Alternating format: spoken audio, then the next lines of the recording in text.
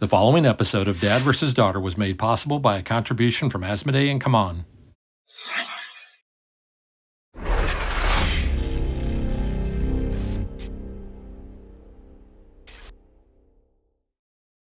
Hello and welcome to another episode of Dad vs. Daughter. I'm Tim the Dad, and today I'm going to be taking a look at the new second edition of Ethnos from Kaman. Now, we've already covered the gameplay in my initial review of the first edition of the channel, so you can go check that out. But what I'm going to do is I'm going to get this to the table. I'm going to show you all the new components. I'm going to tell you how that relates to the first edition, and then I'm going to tell you what I think of this new one. So let's just get it to the table and check it out.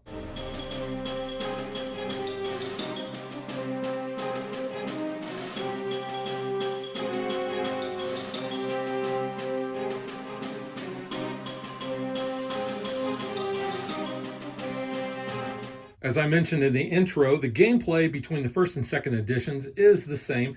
There is just a couple of minor scoring things, and I'll talk about that in a little bit. But one of the biggest differences that you're going to notice between the first and second edition is the size and layout of the game board. Now, this is much bigger than the original. I actually like this new board better, not just because it's bigger, but it is more colorful. You have bigger spaces that you can place your control markers out on. As far as player colors go, we have red, we have gray or black, we have green, we have blue, so dad versus daughter colors, we have yellow, and we have purple. Now, this may be the biggest improvement between the second edition and the first edition, because in the first edition we had these little discs that were very difficult to handle and stack, and it was they just didn't look very good. These actually stack very well, and they're nice little temples, so you can see the detail on these. They're easy to handle, they're easy to stack. As you're going to be placing these out on the board, you can see how easily they are going to stack, and it's going to be also pretty easy to count how many that you have in a stack. Here's a good look at the scoring markers that you're going to be placing out on the board. You're going to be placing those in these areas for each of the different regions. I believe these were tweaked a little bit between the editions to provide a little bit more of balanced scoring. And you can also see some of these have a 4+ on those. That's because you're only going to be using those if you have 4 or more players in a game. Now, one of the first things I did when I opened this up is I got the rule book from the first edition, and I compared all of the new races, tribes, cards, whatever you want to call them, to the first edition. And I made this handy dandy little sheet to show, hey, in the first one, the tribe, the centaurs, are now a clan of owl summoners. So now let's take a look at the new clans and how those relate back to the first edition tribes. This is the Owl Summoner clan, and you can see the different artwork that we have for each of those.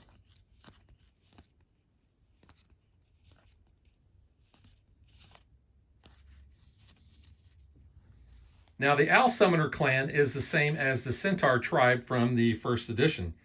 And their ability is that when you play an owl as the leader of your party, and the player is able to place a control marker in a region, they can immediately play another party from their hand before they discard the rest of their cards.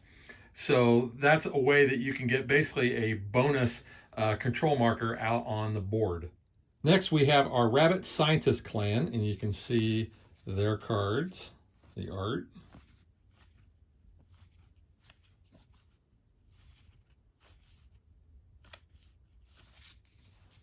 Now, the Rabbit Scientist clan is the same as the Dwarves tribe from the first edition. Their ability is that during the end of the age scoring, each party with a rabbit leader awards prestige as if it had one more card in it. So you get points based on the size of your party. So a rabbit is always going to basically give you an extra bump up.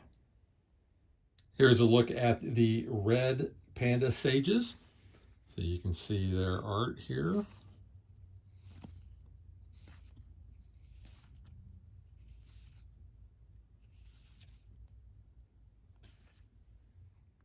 Now the red panda sages are the same as the elves tribe in the first edition. Now their ability is anytime that you play a red panda as a leader to your party, then that player can keep that many cards in their hand instead of discarding all of their cards back out. So let's say I had a party of 3 of the pandas, then I can keep 3 cards in my hand.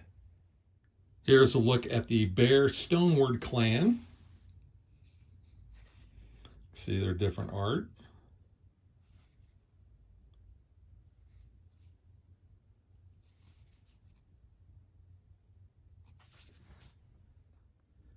Now the Bear Clan has this little board with it, and you can see in the first age, in a 1 to 3 player game, if you have this at the end of the round, you're going to get 4 points.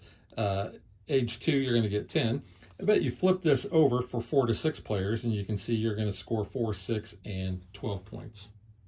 Now the Bear Clan is the same as the Giants tribe in the first edition, and their ability is anytime that you have a bear as the leader of your party, you're going to check to see if you have the largest party with a bear leader. If you do, you're going to gain 4 prestige, and you're going to get that bear token. Now the same player may move the bear token from one party to another if you've played a larger bear one than what you already had down, and you gain an additional 4 prestige. But any other player who plays a larger party than you can actually take that away. At the end of the age, the player with the bear token gains extra prestige based on the board, like I showed you earlier, and then the bear token returns to the side of the game board to be used in the next round. Next, we have the Raccoon Merchant Clan. You can see their art there.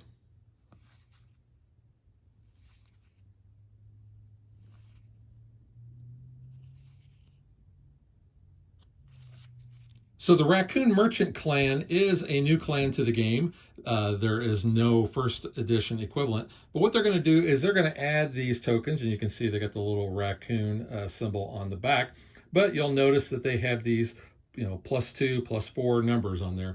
So when you play the Raccoon Merchant party down, you're going to be able to take one of these tokens and place it above one of the scoring tokens on the board, essentially adding more score to that. Here's a look at the new Koi clan. So interesting art there.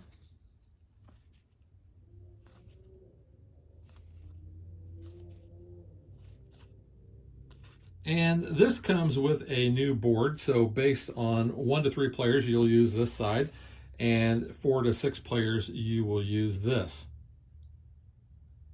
Now, the Koi Sea Spirits clan is aligned with the Merfolk tribe from the first edition.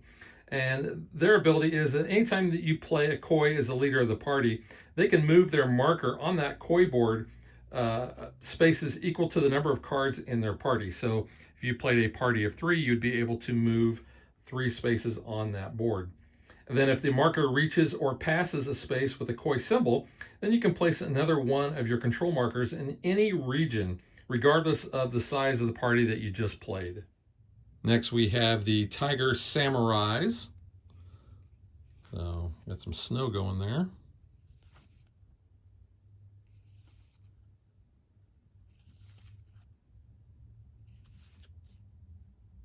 Now, the Tiger Samurais are the same as the Minotaur tribe in the first edition.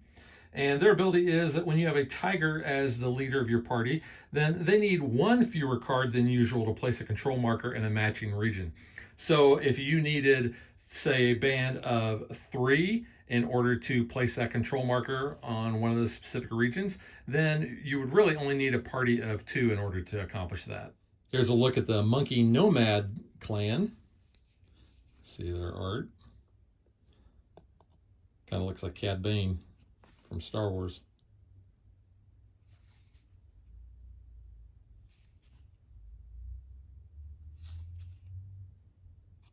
And the Nomad monkeys have their own sideboard as well. And as you place out into the different regions, you're going to see you're going to score points based on those. So The monkey nomads are the same as the orcs in the first edition, and their ability is that when you play a monkey as a leader of your party, the player can place one of their control markers on that monkey settlement board in the space that matches the color of the monkey leader, in addition to placing your control marker out on the board. Then at the end of the age, a player can empty their monkey settlement board to have them migrate, basically scoring prestige indicated on the monkey settlement board based on the number of control markers that they removed. A player can leave their markers on the board for the rest of the game if they like. Here are the Dog Townsfolk Clan, which I got a chuckle at the title. Now these are the wild card ones. You can see they all have different art, but they have all the same color.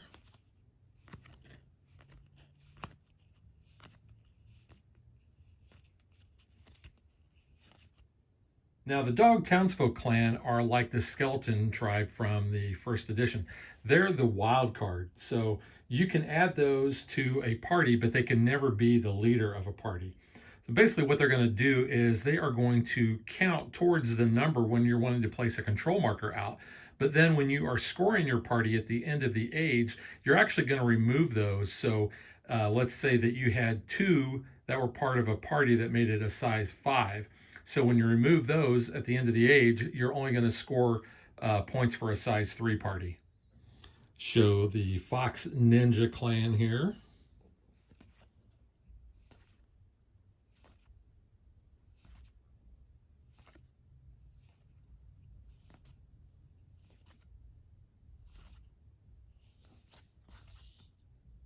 Now they have special tokens, and those tokens are numbered from 1 to 6. So when you play one of those parties down, you're going to be able to take one of these tokens, and these are going to be used to break any ties. Now the Fox Ninjas are like the trolls from the first edition. So when you play one of those as a leader of the party, you can take one of those unclaimed Fox tokens, and I like the fact that they kind of look like ninja throwing stars. But you're going to be able to take one based on the size of the party that you put down. So if you put a size 3 party down, if that number 3 token is available, you can take that. And like I said, those are going to be used in order to break any of the ties. So whoever has the higher number would win the tie. Here we have the Deer Wind Knights clan. You can see a bunch of antlers. Looks like a lightsaber.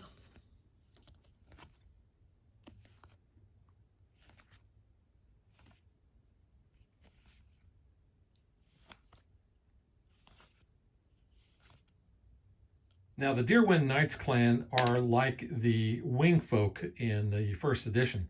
So when a deer is played as the leader of the party, you can place your control marker in any region of the game board, ignoring the color of the leader card of the party. So you still have to have a party that is large enough to play a marker in that region. Just doesn't matter what the color is. And then our last clan is the Raven Wizards. You can take a look at their cards.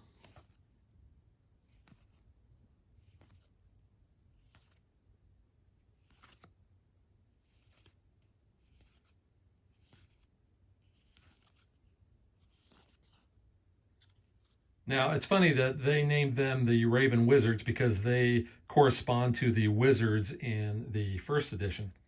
So when one of the Raven Wizards is played as the leader of the party, after the player discards any cards in their hand, they can draw that many from the ally deck that is the size of the party that they just played.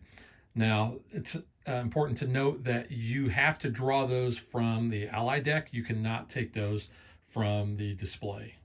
Now, those of you familiar with the first edition noticed that I did not show any of the Halflings and what they corresponded to. That's because the Halflings have been removed. They added the Raccoon Merchants, but no Halflings equivalent are in the second edition. That's a look at all of the cards and the boards and the tokens. So now let's get to what I think.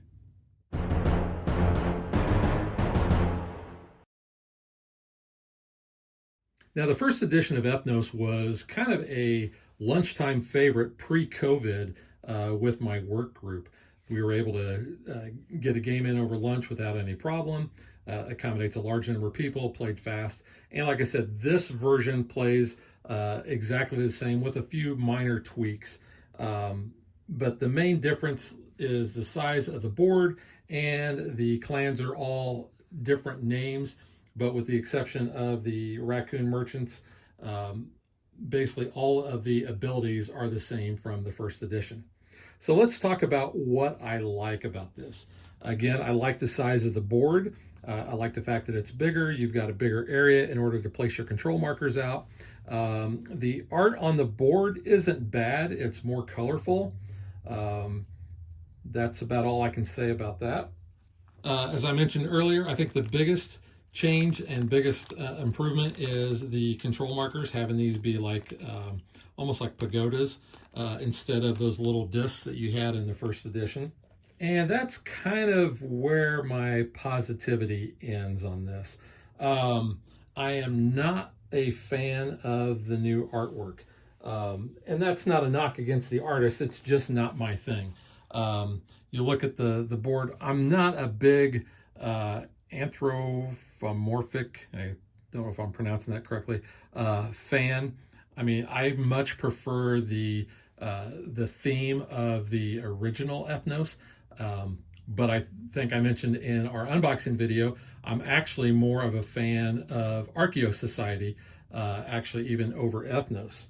But the cards themselves, they're okay. I mean, like I said, not really big on the art. I think the color is fine. It matches up with what is on the board. And even after playing it just for a short amount of time, you start realizing, hey, you know, okay, I know what this symbol is. I know what it does. And you've also got the little reminder down at the bottom. You have that on the player aids. So there's a look at the player aids, and it's not bad. I mean, they're double-sided, so you can see all of the things. I kind of wish that they would have put the name of the clan underneath, but all these symbols are on the bottom of each of those clan cards, so it's not real difficult to kind of figure out. Like I said, one of the first things I did was I created this little cheat sheet that kind of showed how everything matched up. And I think when I was teaching that to my weekly game group, they're very familiar with the first edition, so that kind of helped them. And the learning curve between the first and second edition really was kind of a non-issue.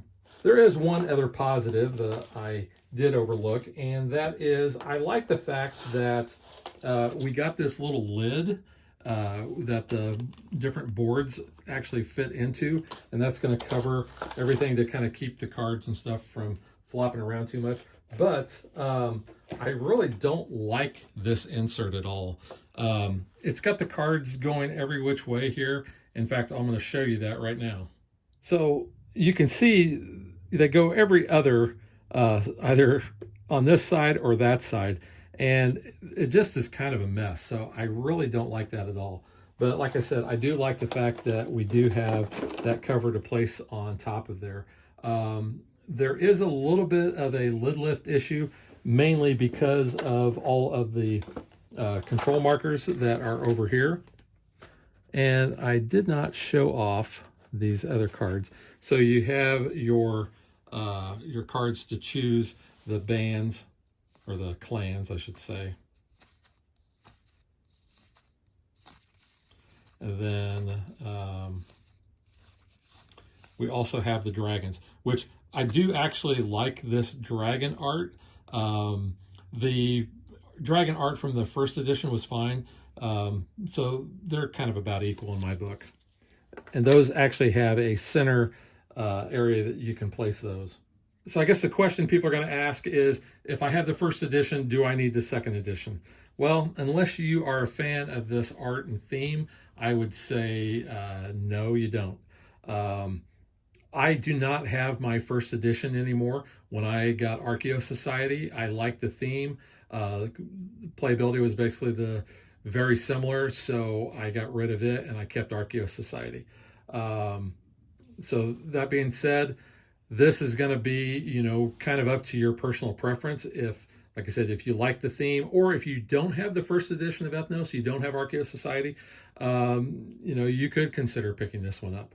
So that is Ethnos 2nd edition. Like I said, it's going to be up to you whether you really prefer it or not, and if you want to pick it up.